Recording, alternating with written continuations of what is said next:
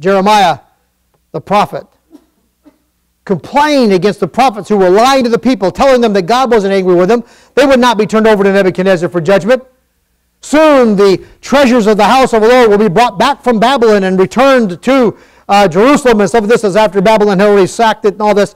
And Jeremiah was warning them, don't believe these false teachers. Don't believe these liars. But they preferred to believe the lie. They were given over to the lie. They were let go. I preached one time up north at one of the men's advances, I think for Brother Stevens.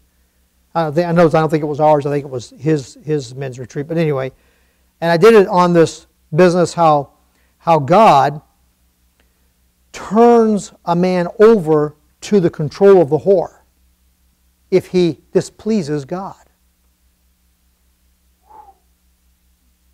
He'll throw you into the ditch. Some of you might remember that. It was a pretty powerful series.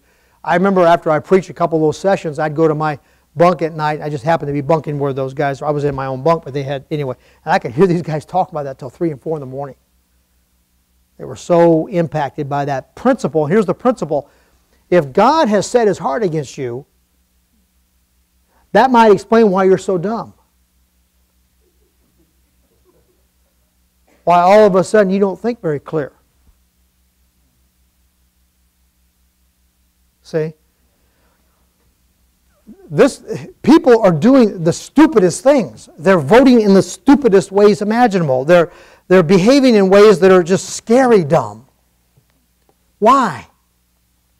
We can blame the public school system, but that doesn't go far enough to the heart of the problem. We got a morality problem.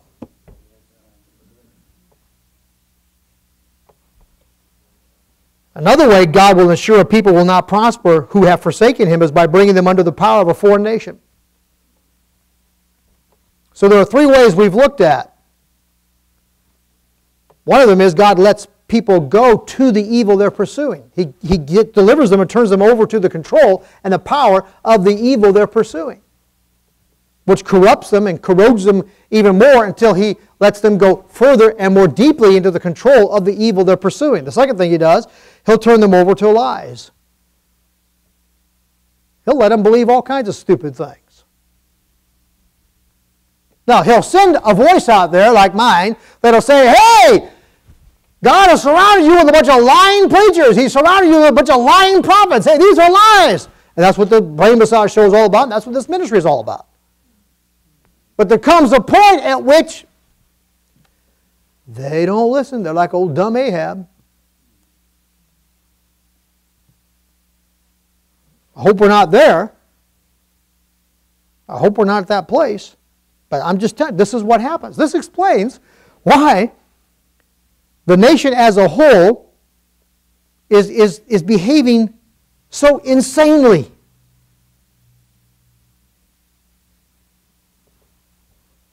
And then this third way is this: God will not allow a nation to prosper who has forsaken Him. And this third way He'll intervene in such a way as to make sure that happens is He'll turn them over or bring them under the power of a foreign nation to judge them.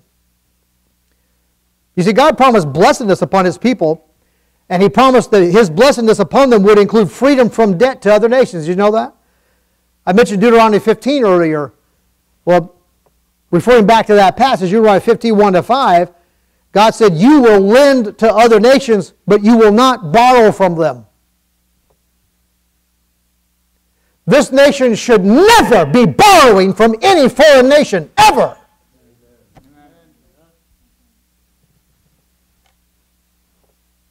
One of the sure signs that we are under divine disfavor and judgment is that we are now a debtor nation. And the Bible says that the borrower is servant to the lender. Proverbs 22, verse 7, make no mistake about it. We are already in servitude to China. Already. The borrower is servant to the lender. God has already turned us over to China.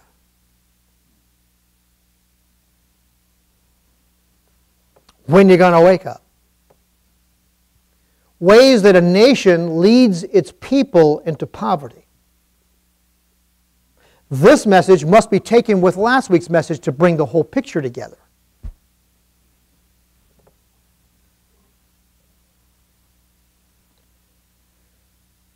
Our fathers warned us that if we will not be ruled by God, we must be ruled by tyrants.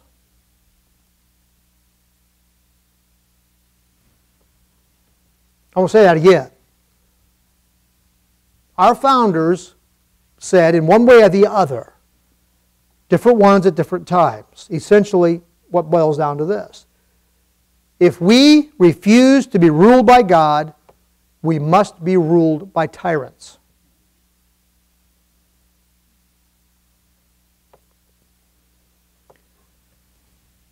Obama, it's just very interesting that in his, right in the beginning of his rise to fame and glory, makes this declaration, America is no longer a Christian nation. Long pause.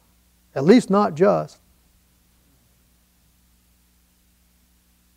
Man, that really went home to me. I thought, wow. Now some would say, well, he's simply articulating or stating what's already obvious to anybody paying attention. That may be true. That doesn't make it any less disturbing. We have forsaken God. Has God forsaken us? There are some people who just refuse to accept that idea. Well, that's okay. I mean, it's not okay. I mean, that's understandable. That's one of the symptoms of spiritual dullness.